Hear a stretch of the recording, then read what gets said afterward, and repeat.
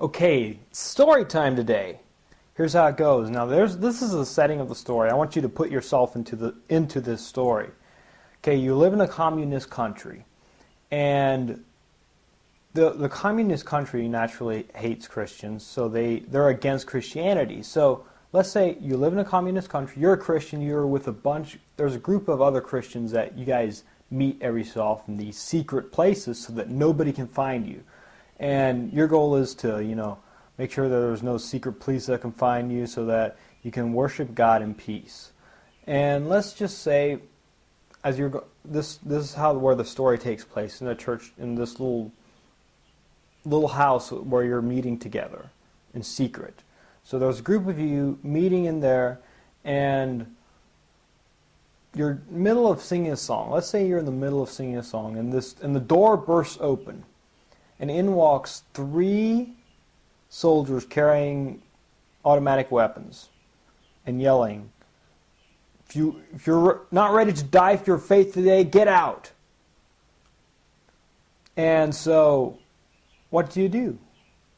Your friends, you look around at you, and a couple of your friends and a couple of the other people that are around you stand up and quickly hurry toward the door. But now it's kind of your decision. What are you going to do? Are you ready to die for your faith today, or not?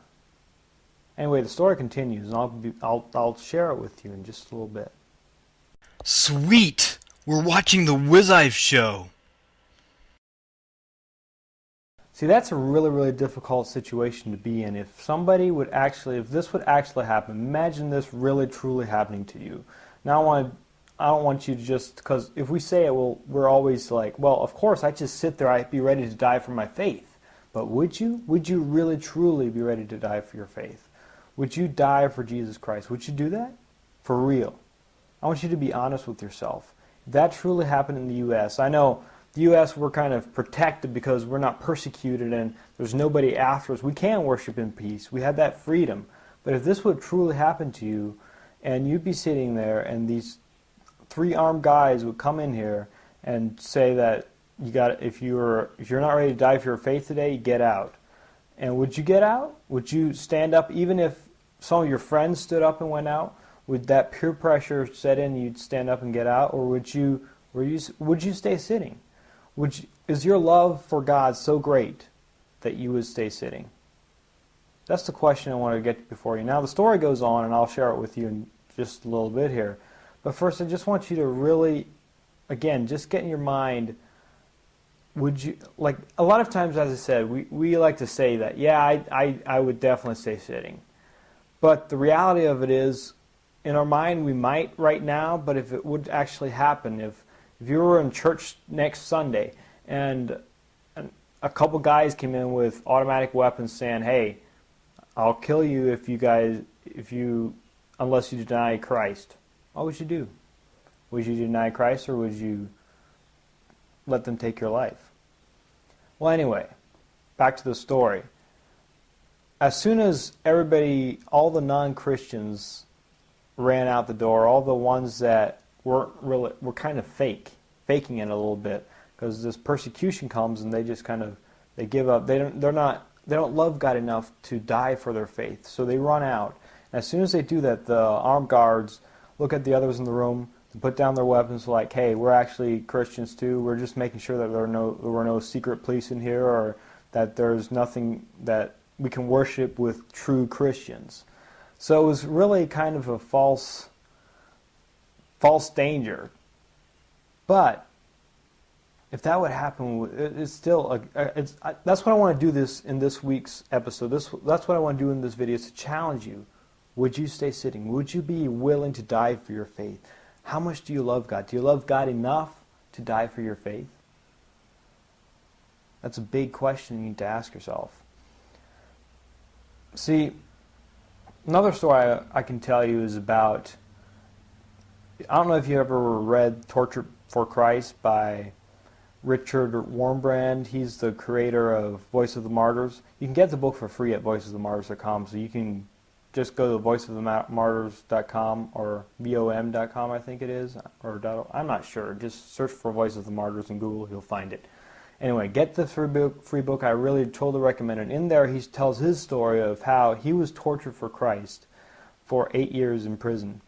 And that's even, if you think about it, that's even worse than actually just being killed. Because when you die, when you get killed by somebody, it's just instantly over. But being tortured is an ongoing thing, and it's painful, very, very painful. And as they're torturing them, a lot of times they're like, well, deny Christ and we'll let you go, but they don't, because they love God so much that the torture is nothing. They're like Paul says in the Bible, is he was happy to be tortured for Christ. He was honored to be able to be tortured for Christ. And would you look at it the same way? Would you truly look at it the same way? That's my question to you. Is if you were in prison and being tortured, and they told you that they'll stop torturing you, let's say they're making cuts in your arm or whatever it may be, and they'll tell you, okay, we'll stop torturing you if you deny Christ. Put yourself in that situation. What would you do? Would you keep on with torturing for, you don't know how long it's going to go? It might go 8 years, like Richard Warmbrand was in prison for 8 years. It might go for that long. Could you do it? I ask myself the question all the time is, do I really love God that much? I want to say yes. We all want to say yes, but do we really? That's the big question I want to get out to is, the last 2 weeks we talked about loving God and how that we got to know God first before we can love Him. And now I just want to challenge you, do you really love God? And actually if you haven't watched the last 2 episodes, go back and watch them. They kind of really go with this video, so it'll help you a lot if you do that. But the thing I want to point out is, in this book, Torture for Christ, that Richard Warmbrand that he wrote, he has a story in there that I want to relate yet before I close this video. In that story, he talks about this pregnant woman and how she got saved in this village. And as soon as the villagers found out that she was saved, they were going to go kill her. They had plans to go kill her, but she escaped, and I think her husband was with her too. I'm not sure how the story goes exactly, so don't quote me on this, but go and read it. Anyway, she escaped, and she spent, 4 months in a forest or something, and she had her baby in there, and she had to completely leave everything behind to be a Christian. To be known as a Christian, she had to leave everything behind. She had to lose everything for the name of Christ. And that's another question I want to ask you. If being a Christian meant losing everything, completely, everything that you own, where you live at, people that you know, if you had to lose everything to become a Christian, would you still do it? Would you still be a Christian? Would you still love God? How much do you love God? Those are a lot of questions to think about, aren't they? They're deep. And those are questions that I ask myself all the time. So I just want to leave you with that is, make sure that you love God. Test yourself. Do I really love God? Would I really die for it? Would I be willing to be tortured for Christ? Would I feel it as being honored? As an honor to be tortured for Christ? How does that work? Do I really? Ask yourself those questions. In the comment section below, write down a couple things that you're thinking about right now. Write down your answer below. What are some things that you struggle with when I talk about being tortured or being killed in this video? What are some things that went through your mind? I want to know. Put it in the comment section below. Okay guys, for Wizard goal number 39, and that is to be ready for persecution. And the verse that I have that goes along with that is 2 Timothy 3:12, which goes like this. In fact, everyone who wants to live a godly life in Christ Jesus will be persecuted.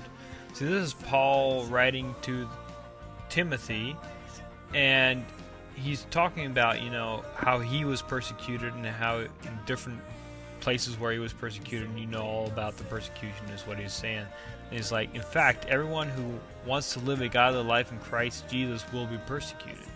So he's saying that eventually, sometime, you will be persecuted for something about Christ. So you got to be ready for it. You got to be willing to, and feel it as being an honor to be able to be persecuted for Christ, for the cause of Christ. So again, just ask yourself the question, are you there?